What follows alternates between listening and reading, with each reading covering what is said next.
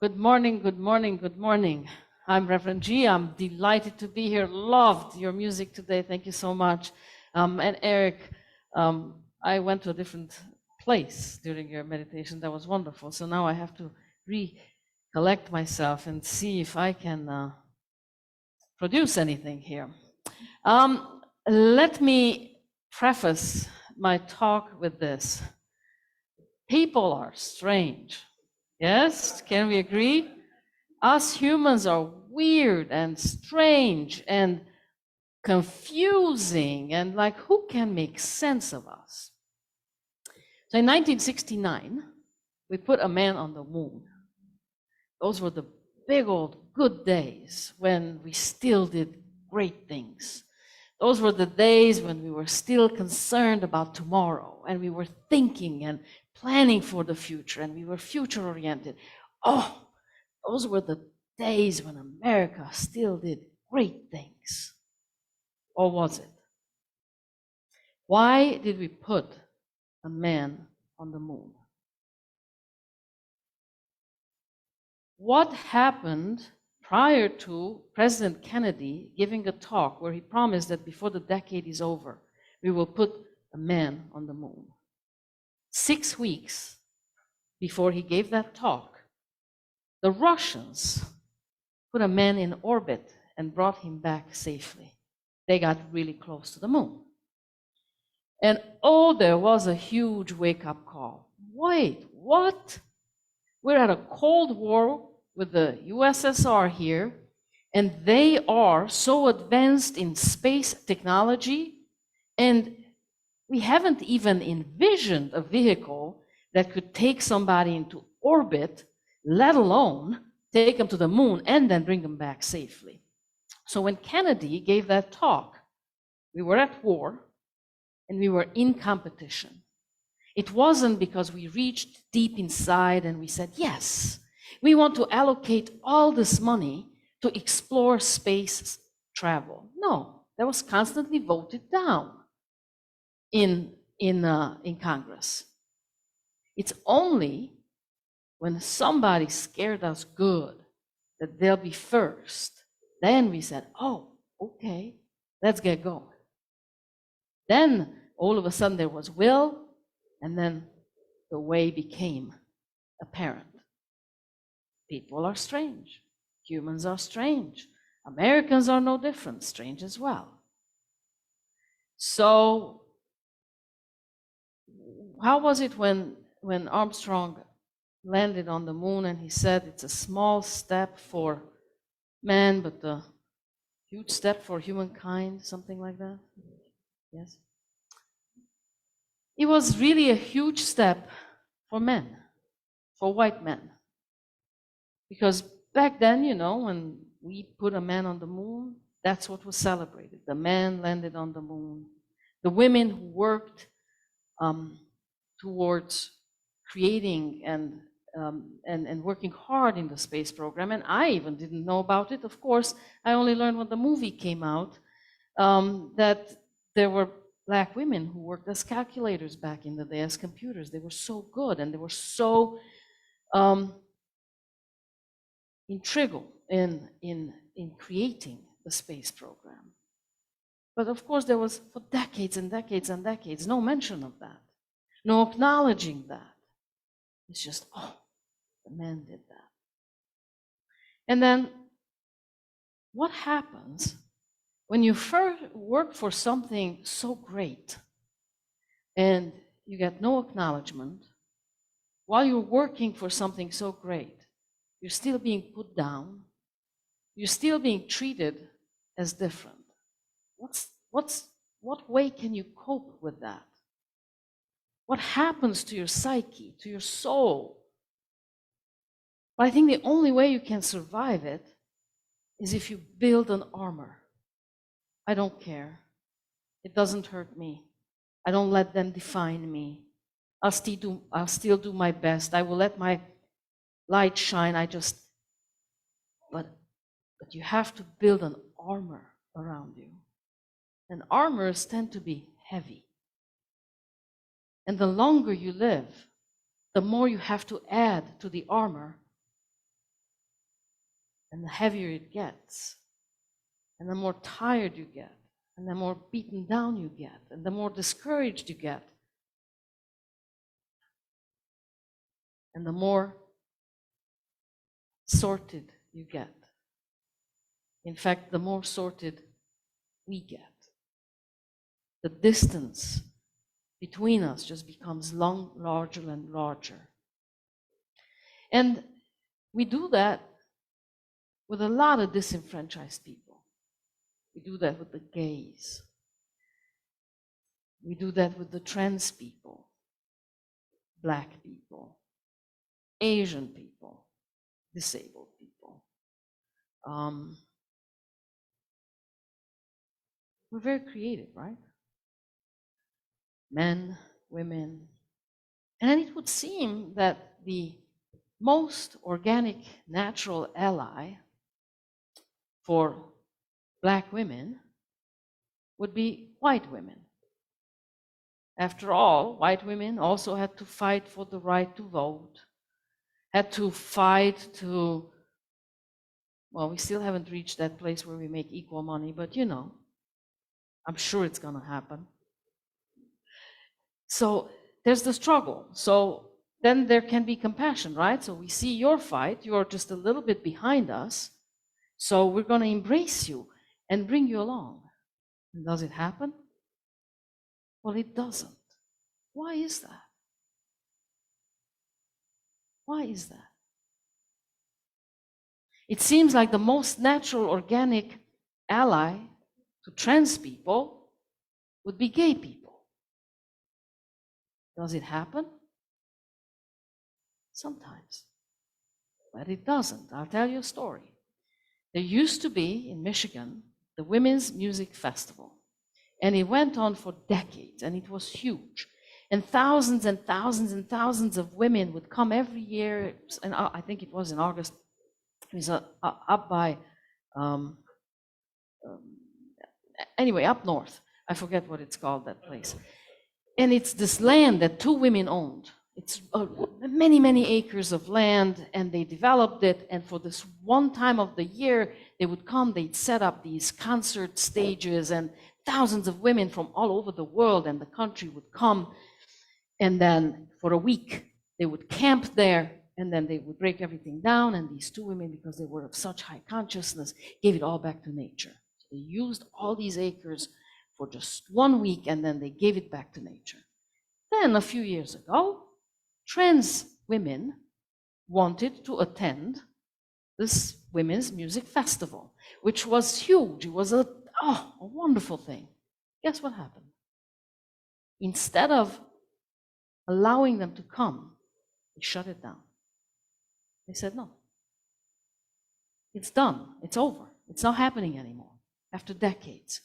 The most organic and natural ally for Black women should be white women. For trans people, should be gay people. Why is it not? So I thought about this. And I think this is how this works. Do we agree that white men have a special place in society? Yes? Okay, so I didn't make that up. Good. Well, then there's like a contract that we have with the white man. And it's like this. White men, white women. In order to get what I need, I will collect these droppings that I get from the white man, and I'll claim that for myself to get where I need to go, where I want to go. So I will get these crumbs, you know, that fall off the table, and that will be my power. That will be what gets me where I want to. Maybe not as fast, maybe not as far, but it gives me a position in society. And when I get that, and it was hard to get that, it meant I compromised, it meant I did things I may be proud or not proud of, but I got it, and it was hard, and now it's mine. And I'm not willing to let crumbs fall behind me. I want to keep it all. because it feels like finally I gained some standing in society, and I don't want that to be ruined by the freaks that come behind me. Get it? So instead of fighting for what I need, I'm going to oppress the one who's below me, beneath me. And that is true for the gay people. We fought hard for rights. We fought hard to be acknowledged and approved and welcomed into, the proper society. And now that we are maybe starting to get some footing in there, we don't want to be associated with the ones who still don't have that standing. It's terrible. But this explains the white evangelical women's vote. To me, this even explains the Republican gay vote, the Republican black vote. That's what you get, a sense of power. And we all want power because we've developed a world where we've created the story about power that it's finite. It's a pie. And if I give you a piece, I only have 5 left. And if I give you a piece, now I have just 4 left. And instead, what we believe here, that power is infinite. And in fact, the best way to grow power is to share it. The best way to grow power is to share it. The best way to find my footing in society proper is to keep expanding the circle. Bring more people in, bring them in, bring them in, bring them in, and empower them. That's what, of course, diversity is all about. That's how it can all happen. And it is not going to happen on the micro level, on your level and my level. We make advances on the micro level, but we also have to work hard on the macro level. Because people, it is a hard ask to have people carry that armor for as long as we've asked them to do it. It's so hard to live like that. So every power that you have, use it to make it possible for the armor-carrying people to disarm. And when they don't, when you go to them and you say, hey, I'm your ally, I want to be friends with you, and they're distant, and they won't allow you in, respect that. Respect that, because before you came so many who hurt these armor-carrying people. And that memory is not lost. So we want a resume.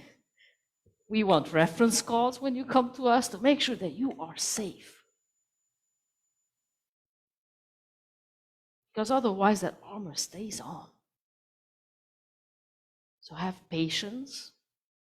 Be humble with the disenfranchised, regardless of what they look like. Be kind and maintain being safe with them, even when they're distant, when they don't let you in. There's a reason for that. Now, why are we so sordid? I mean, I think that today in this world, in this country, not just this country, really, it's happening in the world. My nephew just arrived. This is wonderful. My nephew arrived Thursday from Hungary. He's 22. He'll be with us for 2 months. And we were talking about the political situation in Hungary, which is awful. You probably have heard in the news, Orban is the president, and he's a through and through dictator, and he controls the judicial system now. In schools, teachers are not allowed to say anything negative about the government. Think about that. And that could have been our story and might be our story if things don't turn out right this next election. So anyway, he was just telling me all these things. Well, why are we so sordid? Because people who believe in finite power, it's a pie. They want it all for themselves, and the only way they can have it, the maximum control they can have it, is keep people in fear. Tell them stories that keep them in fear. So razzle them. You know, it's like shake them up. Bring the fear up front. Then find a common enemy. It's the gays, it's the blacks, it's the poor, it's the this, it's the Asians. Find the common enemy. And then give them certainty at a time of mass vulnerability. Tell them, only I can fix it. I know the way. If you follow me, you'll be fine. You're fearful, but I'll take care of you. I will protect you. I will make sure that you are right. And those people over there, they are the problem. Look there while I'm doing my business here. But that's how we become sordid. That's how we become so separate. And it's not a sustainable way of being. It's not a sustainable way of being. I don't know how a leader who gives life to that message, I don't think they think very far into the future. What will this breed? What sort of society will this create, this message that I'm doing so I can benefit today? Does that make any sense? So, change has to happen on the micro level and on the macro level at the same time. We must work towards policy changes. We have to. And that requires us being involved, requires us to share power, to grow power. And here we do that well. And requires us to be active and requires us to be encouraged. Now, I also don't believe that we can make sustainable changes or that we can sustain energy and fight with anger, shame, and it has to be a positive force that inspires us. It has to be that love that we want to create, that love that we want to change the world with. Anger and shame will not get us there. It's also not sustainable. We just don't work like that. And we can't dismantle supremacy with the tools of the oppressor, right? So if they use shame, if they use anger, if they use fear, we can't do that. We must undo it with love. We must undo it with compassion. We must undo it with coming together and constantly growing the circle of inclusion. Because it does something to us too when we deny the pain of the oppressed. Why do we deny the pain of the oppressed? Once a friend told me that she was in a group of safe people, and she was African American, she still is, and she said that her father was pulled over when he was young, when he was driving a car, and these policemen just beat him up. And there was no reason. And this one person in this safe group stood up and said, he must have done something wrong. And her armor just grew thicker. Because reality was he was just driving while he was black. But why is it that we can't believe it? When somebody tells us this happened to me, why can't we believe it? Because to believe it, we have to feel so much pain. And who wants pain? And it's easier to turn away from pain and say, no, that can't be true. That was a safe group. No, policemen are good. No, that's not possible. There had to be a reason for you to be treated this way. So it's pain. So get comfortable with pain. Get comfortable, increase your tolerance to other people's pain. When they tell you that this happened to them, just believe them, offer them compassion, empathy, and keep expanding the circle.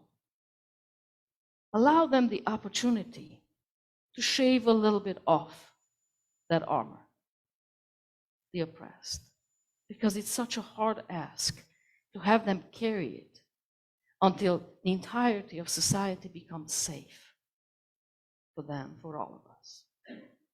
So, we're strange because when times are good, we focus on our differences.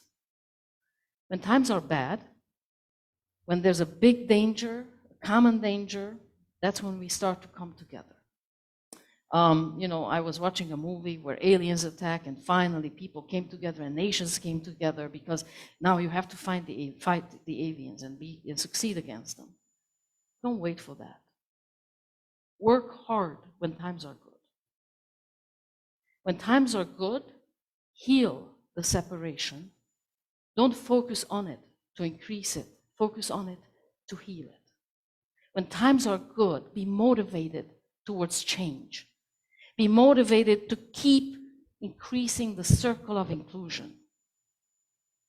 So nobody has to feel shame for their privilege, and nobody has to carry that heavy armor because they're disenfranchised and oppressed. It's a hard ask of all of us. And those of us who have more privilege have even more responsibility. And those of us who have less privilege, we're coming.